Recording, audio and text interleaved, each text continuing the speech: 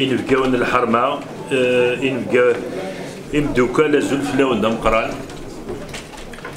سقول زديقنا مامان سيل سازيدان سوسير مجوك لنديلو كان سوا والي تشورن دورفان نقارا ساوي يوفان تيزيوزون ولا شو تيشبان معنا ثمورث تشور دي غبلان ماذا نكوني نهضر كان هاد الهضور اديلي وين العان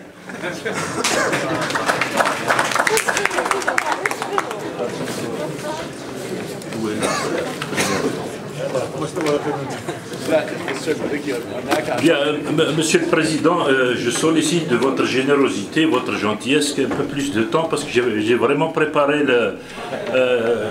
donc mon intervention s'étale sur deux volets. Le volet donc de l'ordre du jour principal qui est l'investissement et les divers. Donc nous venons d'écouter les exposés des différentes commissions en ce qui concerne l'investissement. Ce sont de beaux exposés au demeurant qui éclairent notre lanterne sur l'un des secteurs clés du pays en général et de la Wilaya Tizi Ouzou en particulier. J'en retiens donc trois questions principales qui ont été évoquées par Monsieur le Président de la Commission investissement. Donc, qui bloque l'investissement, pourquoi le blocage et à qui profite ce blocage? Si nous arrivons à élucider ces mystères, nous aurons réglé 90% des problèmes et nous aurons au moins avancé d'un pas. Depuis le début des interventions, je n'ai entendu que des mots négatifs et des phrases désespérantes. Aucune avancée enregistrée, malgré les efforts. J'ai entendu impossibilité, opposition, incapacité, malheureusement, gel, délaissé, ignoré, abandon, état primitif, blocage, perte économique et j'en passe. Et si on se lance dans une litanie de vœux pieux, on souhaite, on espère, on doit, il faut, etc., on peut attendre. Moi je dis, quand on veut, on peut. Et quand on peut, on fait. Sinon, ça ne sert à rien de faire des vœux, même à la veille d'une nouvelle année. La première des remarques à faire est l'inégalité, la disparité de la répartition des zones d'activité à travers la Wilaya Tizi Ouzou. 18 ZAC et 3 zones industrielles et aucune du côté sud-ouest de Tizi Ouzou. Nous sommes les abonnés absents du développement de la Wilaya Tizi Ouzou. Avant de parler de l'investissement, je voudrais revenir sur les textes régissant ce domaine. Je salue le nouveau code de l'investissement, la loi 22-18, et les textes d'application qui ont suivi cette loi et qui constituent donc le cadre législatif et réglementaire de cette loi. Il faut remonter jusqu'à 1994 pour voir la création de l'APSI par un décret législatif. L'ordonnance, par un décret législatif. L'ordonnance 103 de 2001 a institué l'ONDI 1 et la loi 16-9 de 2016, appelée loi Bouchouarib à l'époque, a institué l'ONDI 2 et la loi 22-18 a institué ce qu'on appelle actuellement l'API.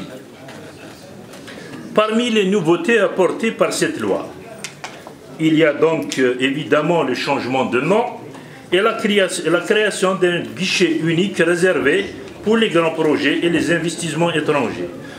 On entend par grand projet, bien sûr, investissement à plus de 20 millions de dinars. Par contre, pour les étrangers, l'investissement, quel que soit le montant. Et le critère donc de résident et non-résident. Parmi les nouveautés, il y a aussi l'instauration de 3 régimes d'incitation.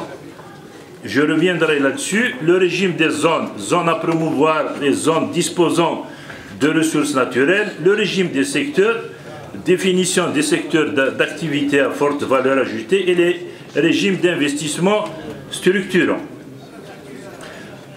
Et parmi les nouveautés aussi, qui est une bonne chose en soi, c'est l'instauration d'une plateforme numérique. Mais malheureusement, non encore mise en place, alors que nous sommes à la veille d'une nouvelle année avec la mise en œuvre de la loi de finances 2023 et du nouveau code de l'investissement. À noter que cette plateforme numérique est le seul et unique moyen de bannir la démocratie dans le secteur de pas la démocratie, la bureaucratie dans le secteur de l'investissement, pour peu qu'elle soit performante et qu'elle soit connectée aux autres services clés tels que les domaines, le CNRC, la CASNOS, la CNAS et les impôts. Mais surtout le délai d'opérabilité. Quand est-ce que cette plateforme sera opérationnelle? C'est un peu la charrue devant les bœufs et je le regrette amèrement. On ne peut pas promouvoir l'investissement si on n'a pas encore installé le guichet unique avec tous les services annexes, impôts, cadastre, CNAS, etc., dans une même enceinte. Et la plateforme numérique quotidiennement actualisée qui permettra à l'investisseur de suivre son dossier. Revenons au régime des zones. Pour la Ouya Tizi Ouzou, dans la liste des zones à promouvoir, j'ai la liste ici, je me la suis débrouillée. Il y a 34 communes sur 64 de zones à promouvoir. Et dans la liste des zones disposant de ressources naturelles, il y a 38 communes. Notez qu'il y a des communes qui sont à la fois zones à promouvoir et zones disposant de ressources naturelles. Et je suis étonné. Et il existe une liste qu'on appelle liste des communes exclues du régime des zones. Je suis étonné, estomaqué de ne pas retrouver ma commune, Ouassif, ni dans la zone à promouvoir, ni dans la zone disposant de ressources naturelles. Par contre, elle est dans les communes exclues du régime des zones, c'est-à-dire qu'elle ne bénéficie pas des mesures incitatives. En quoi Ouassif est riche, en quoi elle peut être exclue de... Déjà, même Assif et fils de Ouassif, Yaqor. Donc je ne vois pas comment Ouassif peut être une zone exclue du régime incitatif, du régime des zones. Elle est classée au même titre que Azazga, au même titre que Tizi Rachid et au même titre que Dera Ben Khedda. C'est un peu, je trouve que... Alors, la situation géographique, les richards de la région ont fui la région, les intellectuels aussi, je trouve ça... Et non seulement Ouassif, mais je trouve aussi, je retrouve Athiani. Benyani aussi est une commune exclue du régime des autres. À part le FTA, il n'y a rien dans la région. Elle est exclue, c'est-à-dire maintenant ce qu'on veut dire, c'est que les investisseurs ne sont pas encouragés à venir investir aux Ouassif et à Benyani. Parce qu'il n'y a pas de mesures incitatives comme la réduction des impôts et de toutes les charges inhérentes. La chose bizarre, c'est qu'en cherchant à comprendre un peu ce phénomène et en fouillant dans mes archives, j'ai trouvé que cette liste date de 1992. C'est la même liste qui a été reconduite maintenant. Comble du hasard, c'est l'actuel président de la République, alors ministre délégué aux collectivités locales auprès du ministre de l'Intérieur, qui l'avait signé. Voilà donc mon point de vue sur l'investissement dans notre wilaya. C'est un constat, je crois, partagé par tout le monde, même par l'administration chargée de créer, d'accompagner et de promouvoir l'investissement. Des lourdeurs administratives, des bâtons dans les roues, des lenteurs dans le traitement des dossiers, mais surtout quand il y a de temps en temps des projets, il y a du retard, toujours du retard. Nous n'arrivons pas à réaliser dans les temps un projet le plus simple soit-il.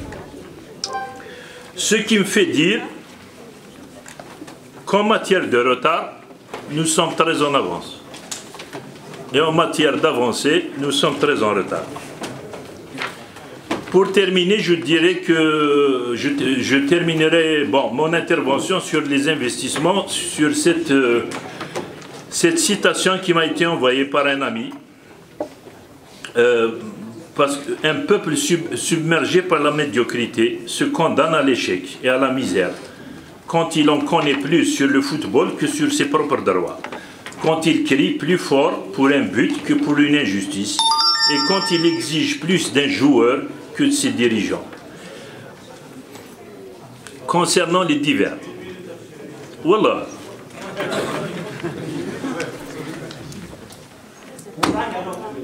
Merci. Côté santé, donc il y a deux sérieux problèmes de santé publique à Tizi Ouzou. Le premier, c'est la rage, et le deuxième, c'est la brucellose. Jusqu'en novembre 2022, mon intervention, c'est plus des propositions, des constats et des propositions. Je n'ai ni l'intention de perturber, ni de crier, ni de faire quoi que ce soit. C'est juste pour apporter un plus à la wilaya Tizi Ouzou. Donc pour la santé, le premier c'est la rage. Jusqu'à novembre 2022, il y a eu 7691 cas de morsures de chiens, de chats et d'autres animaux. À l'échelle nationale, nous battons le record. Sachant que la rage est mortelle, s'il n'y a pas eu de décès, c'est que les services de santé font leur travail correctement et que les vaccins antirabiques sont disponibles. Et s'il y a eu autant de morsures, c'est que quelque part il y a négligence et laisser aller. La santé ne peut pas régler toute seule tous les problèmes de santé publique. La DSA doit s'impliquer, les APC doivent intervenir pour l'abattage des chiens errants et doit intervenir constamment.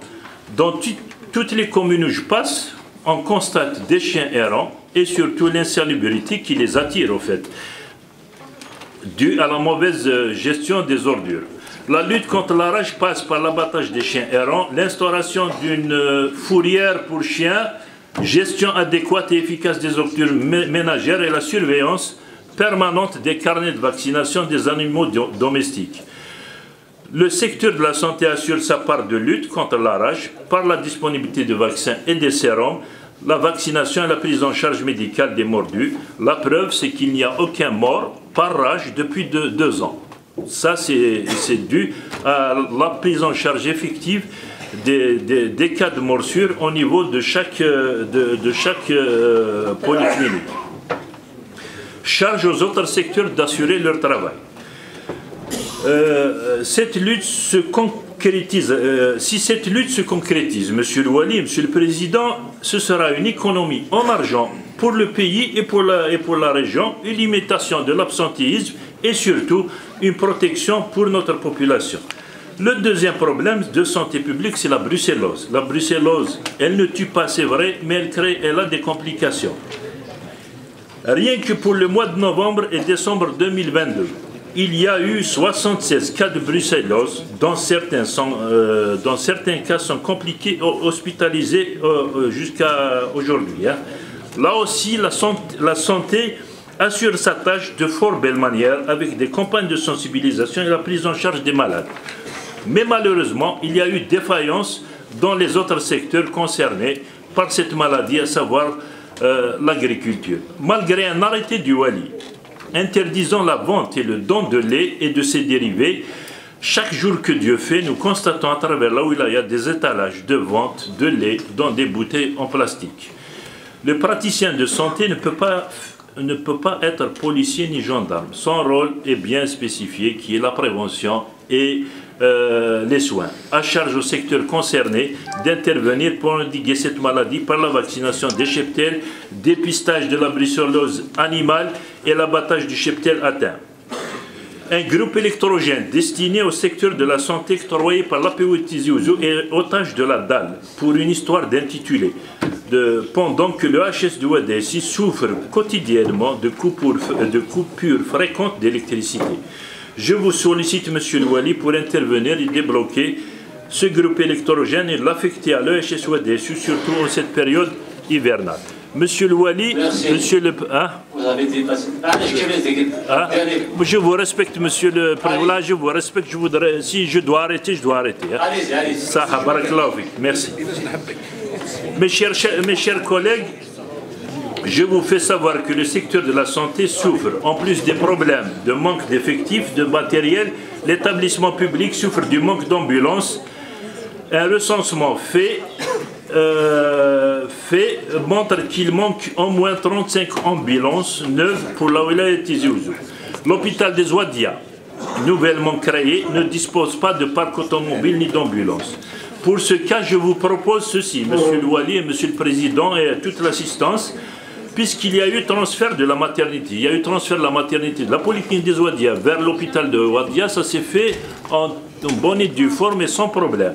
Je vous propose de transférer le point d'urgence de la polyclinique des Ouadia vers l'hôpital.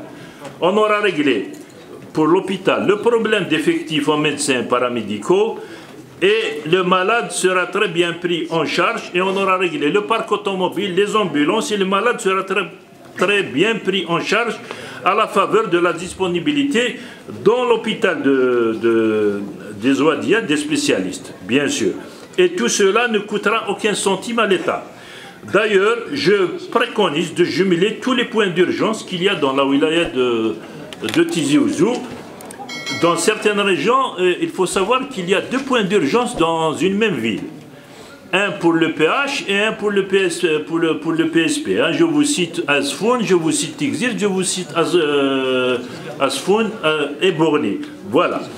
Il y a 2 PU. Un PU pour le PH, donc de l'EPA, et un PU pour les EPSP, alors qu'il y a une disparité de soins. Donc, je trouve que si on gagnera en effectif et on gagnera en prise en charge.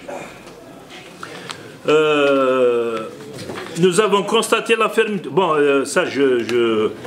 la situation de l'hôpital de Dar el-Mizan a été signalée dans le secteur de l'éducation. Monsieur le Wali, j'ai promis à quelques membres du syndicat de me faire leur porte-parole et de vous transmettre ce problème. Il y a un sérieux problème dans le secteur d'éducation à Tizi Ouzou. C'est le bras de fer entre le directeur de l'éducation et le CNADEM. Le CNADEM, c'est le syndicat des directeurs de CEM. Les membres de ce syndicat sont victimes d'une injustice, d'isolement et d'ostracisme de la part de monsieur le directeur de l'éducation. Le directeur de l'éducation a introduit une procédure judiciaire au tribunal administratif et a été débouté en émettant une fin de non-recevoir. Malgré cette décision, il continue à harceler les membres du bureau de ce syndicat. Le problème a commencé quand le secrétaire général du bureau national a suspendu le bureau de Wilaya illégalement pour l'écarter de sa participation au congrès national. Au demeurant, c'est un problème interne au syndicat. De quel droit le directeur de l'éducation se mêle-t-il d'un conflit intrasyndical? Au lieu d'être neutre et de servir d'arbitre pour régler ce conflit, il prend une décision partielle en isolant le bureau de Wilaya, en fermant le local et en les stigmatisant. Aujourd'hui, monsieur le Wali, il y a un phénomène... Monsieur, oui, vous avez dépassé juste, monsieur le Wali, monsieur le Wali et monsieur le Président, là, vous êtes les chefs suprêmes de cette wilaya.